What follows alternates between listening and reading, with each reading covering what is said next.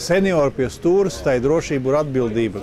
Tas ir vadmotīvs mūsu šī gada satiksmes drošības akcijai, ko mēs rīkojam no 26. aprīļa līdz 31. maijam kopā ar mūsu partneriem Startautisko autoklubu asociāciju FIA, Latvijas automobīļu federācija, Drošo braukšanas skolu, Ceļa satiksmes drošības direkcija un OKTU. Tā ir akcija, kas ir domāta tieši senioru vecuma vadītājiem virs 60 gadiem, ar nolūku viņiem palīdzēt, atsvaidzināt viņu braukšanas iemaņas, lai viņi varētu ar skatu no malas pārliecināties par savām prasmēm un spējām.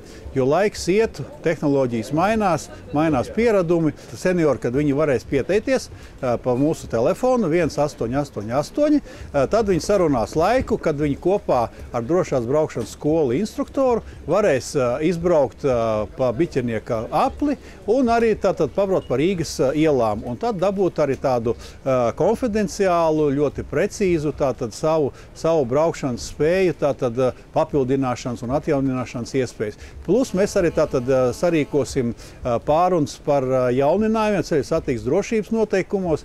Jaunākais, kas ir saistīts tieši ar autobūvi un tam jaunākām tehnoloģiskām lietām, kas šobrīd ir jau mūsu neatņemamā sastāvdaļa. Nu, un arī akcijas laikā senioriem būs iespējas arī bezmaksas pārbaudīt savu redzi, kas arī, protams, ļoti būtisks satiksmes drošības elements. Ja seniori atbalstīs šo te akciju un pieteiksies un izies šo te tātad apmācību, viņi saņems certifikātu, kas apliecinās viņu prasmes un spējas. Šis ir viss bezmaksas pateicoties mūsu atbalstītājiem FIA un OKTA. Pirmajiem 200 senioriem šī piedalīšanās šajā akcijā ir bez maksas. Seniori pie stūres, tā ir drošība un atbildība.